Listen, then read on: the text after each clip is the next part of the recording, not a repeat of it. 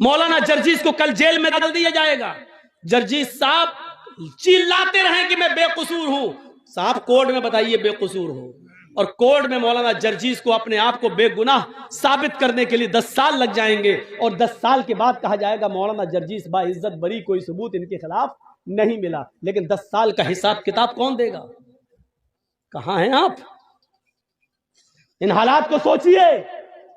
ये दौर दूसरा है। ये समझो कि ये दौर क्या है, एक घाट पर, घाट समझते हैं ना, एक घाट पर शेर और बकरी दोनों पानी पी रहे हैं। दोनों, शेर की तरफ से पानी बहता हुआ बकरी के पास आ रहा है।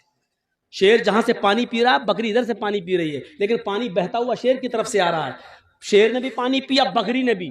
शेर ने बकरी से कहा, ए तूने इस तालाब में मुंह डाल दिया, तूने मेरा पानी झूठा कर दिया। बकरी बोली, जंगल के राजा, मैंने आपका पानी कहां झूठा किया? पानी आप वहां से पी रहे हैं, आपका झूठा पानी मेरे पास आ रहा है, मैं तो आपका झूठा पानी पी रही हूं। बात सही कही बकरी ने।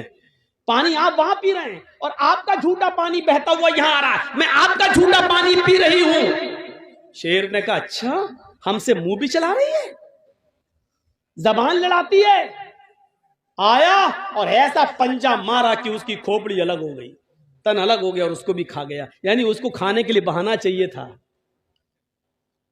जो रावण तुम्हारे ऊपर बैठे हैं उनको सिर्फ गिरफ्तारी के लिए बहाना चाहिए बस।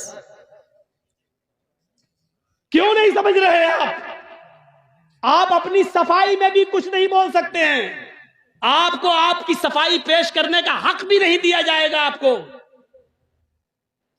महात्मा गांधी मुर्दाबाद के नारे लग रहे हैं, कितने लोग पकड़ गए बताएं आप?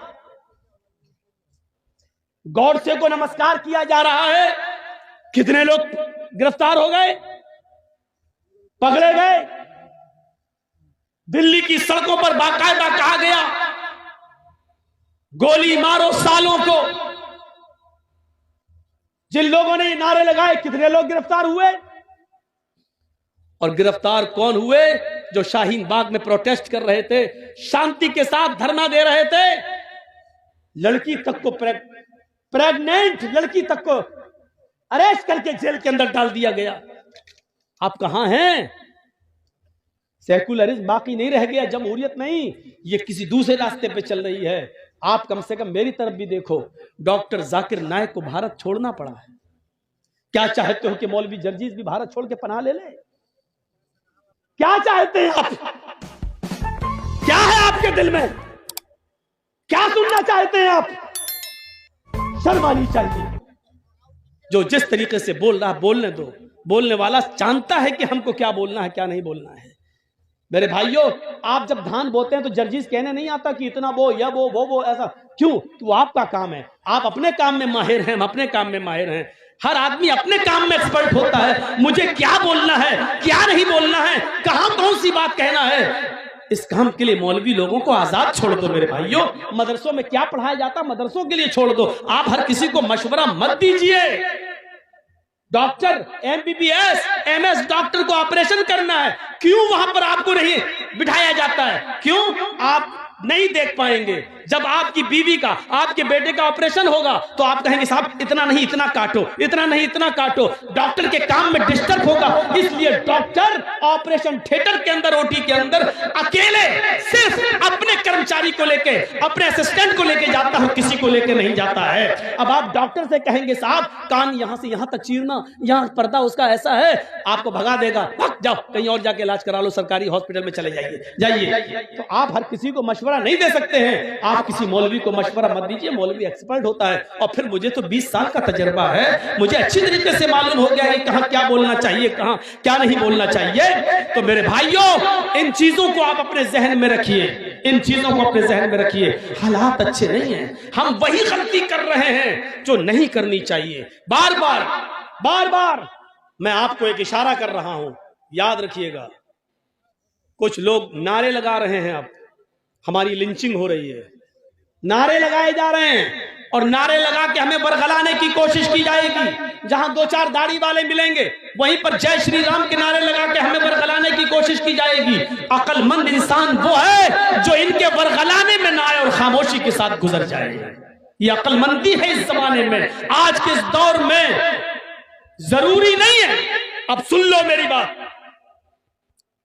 अगर कोई पागल कुत्ता मौलाना जर्जीस को काट ले उसके पैर में, तो उसका जवाब क्या कि मौलाना जर्जीस भी उस पागल कुत्ते के पैर में काटने जाए? आप क्या कहोगे जर्जीस को?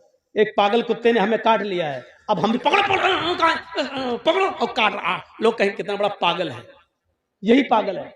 अगर कोई पागल कुत्ता हमारे पैर में काट ले तो इसका यह मतलब नहीं है कि जर्जीस साहब भी उस पागल कुत्ते को काटने जाएं।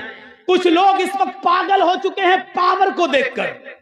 कुछ लोग जानते हैं कि हमारा पावर है, हमारा आदमी बैठा हुआ है सीट पर, गवर्नमेंट का नशा है। वो जानते हैं कि गोली मारो सालों को, देश के गद्दारों, कुछ भी, हमारा कुछ नहीं होगा।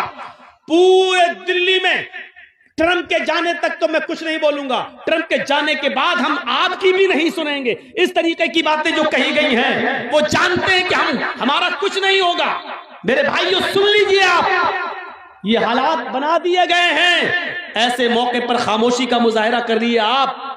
कुछ कुत्ते पागल हो गए हैं। पागल नशा है उनको कि हमारे ऊपर किसी का हाथ है। अब इस पागल कुत्ते को अगर आप समझ जाएं तो पूरी तकरीर कामयाब है। मैं नाम नहीं लूंगा, सॉरी, माजरत के साथ, आप मुझे आइंदा बुलाएं या ना बुलाएं, मैं नाम नहीं लूंगा। लेकिन इस पागल कुत्ते को अगर आपने समझ लिया तो समझ लो कि पूरी तकरीर समझ गए आप। मेरे भाइयों, अगर कुछ पागल कुत्ते हमारे पैर में काट लें तो इसका यह मतलब नहीं है कि हम भी उस पागल कुत्ते को काटने जाएं। हाथी चलता रहता है, कुत्ते भौंकते रहते हैं। अब हाथी अगर उन कुत्तों के भौंकने पर पीछे मुड़ मुड़ के देखने लगे तो हाथी अपनी मंजिल तक कभी नहीं पहुंच पाएगा। तुम्हें अपनी मंजिल पर पहुंचना है। हाथी चल जा रहा है, वो पीछे मुड़ के नहीं देख रहा है, क्योंकि वो जानता है कि इनकी आदत भौंकने की है, ये भौंक भौंक कर खुद ही थक जाएंगे। हाथी अपनी मंजिल को पा लेता है। मुसलमानों, तुम्हें अपनी मंजिल तक जाना है। हरिश्चंद्रपुर वालों, तुम्हें अपनी मंजिल तक जाना है। इसलिए भौंकने वाले कुत्तों के भौंकने को मत देखो, मंजिल पर तुम्हारा निशाना होना चाहिए। इंशाअल्लाह तुम्हें मंजिल मिलेगी। इन भौंकने वाले कुत्तों को समझ लो कि कुत्ते हैं, इनकी आदत है भौंकने की। इस वक्त हम जिन हालात से गुजर रहे हैं उसमें अक्लमंदी से काम लेने की जरूरत है। अक्लमंदी